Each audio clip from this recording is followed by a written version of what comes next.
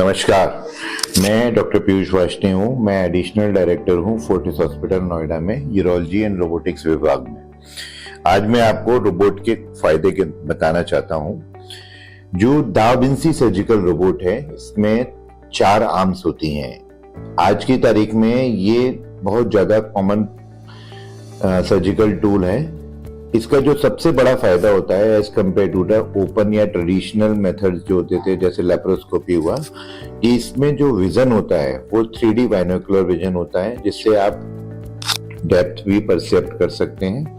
दूसरा इसका फायदा होता है कि इसमें आपको 10 गुना बेटर विजन दिखाई देता है। जब आप किसी ट्यूमर को निकालते हैं और आपको 10 गुना विजन दिखाई दे रहा है, तो आप उस ट्यूमर को बहुत इजीली एंड प्रिसाइजली कट कर सकते हैं। तो रोबोट का जो सबसे बड़ा फायदा है वो है प्रिसीजन एंड एक्यूरेसी। इसके अलावा रोबोटिक जो आज से पहले जो लैप्रोस्कोपिक सर्जरीज हुआ करती थी, वहां पे सर्जन अपने हाथ से 2 या मैक्सिमम 3 इंस्ट्रूमेंट्स ही कंट्रोल कर सकता था, but with the help of robot even 4 और 5 instruments can be controlled by a single surgeon. इसकी वजह से सर्जन की ऑटोनॉमी बढ़ गई है। इसका जो और फायदे हैं उनमें सबसे और जो एक्स्ट्रा फायदे हैं कि पेशेंट जो रिकवरी होती है जल्दी होती है, पेशेंट बेड से जल्दी मोबिलाइज हो जाता है, ब्लड लॉस रिक्वायरमेंट कम होती है, ब्लड ट्रांसफ्यूजन की रिक्वायरमेंट कम होती है, पेशेंट हॉस्पिटल से जल्दी डिस्चार्ज हो जाता है, अपनी डेली नॉर्मल लाइफ एक्टिविटीज जल्दी शुरू कर सकता है। अगर हम ये फायदा सर्जन के कॉन्टेक्स्ट में देखें तो इसमें क्योंकि सर्जन बैठकर ऑपरेट कर रहा है तो उसको थकान कम होती है। इसमें आपको असिस्टेंट की काफी कम रिक्वायरमेंट होती है। जैसे लेप्रोस्कोपिक सर्जरी में आपको एक कैमरा असिस्टेंट चाहिए, यहाँ पे आपको कैमरा खुद ही मैनेज करना होता है।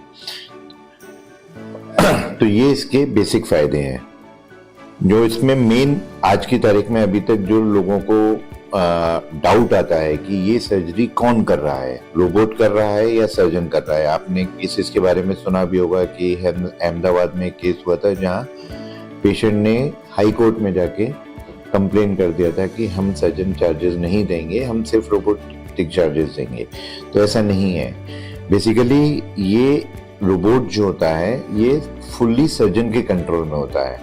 It is like a master and slave technique where the surgeon allows robotic arms to move, then only robotic arms will move. They will not move without the permission of the surgeon. और ये जो movements होते हैं ये surgeon की finger के movement के according होते हैं। इसमें जो कंसोल होता है, जब सर्जन उस कंसोल का कंट्रोल ले लेता है तभी रोबोटिक आर्म्स मूव होती हैं। अगर सर्जन उस कंसोल से बाहर आ जाएगा तो रोबोटिक आर्म्स मूव नहीं हो सकती। ये इसका बहुत बड़ा सेफ्टी फीचर है। जो लोगों को अभी तक डाउट है कि ऑपरेट कौन कर रहा है, सर्जन या robot, it is basically surgeon who is operating but robot is assisting. And because robot का एक एडवांटेज मैं बताना भूल गया, वो है कि रोबोट की जो आर्म्स होती हैं वो 7 डिग्रीज रोटेट हो सकती हैं। ह्यूमन आर्म्स सिर्फ 3 या 4 डायरेक्शन में मूव कर सकती है, जिसकी वजह से डिग्री ऑफ रोटेशन जो होती है 570 degree. Even I can not move my hand more than 240 degree, but robot can move his arms up to 570 degrees. This is the basic advantage. So therefore the exact name of this surgery should be robot assisted laparoscopic surgeries rather than robotic surgeries. धन्यवाद।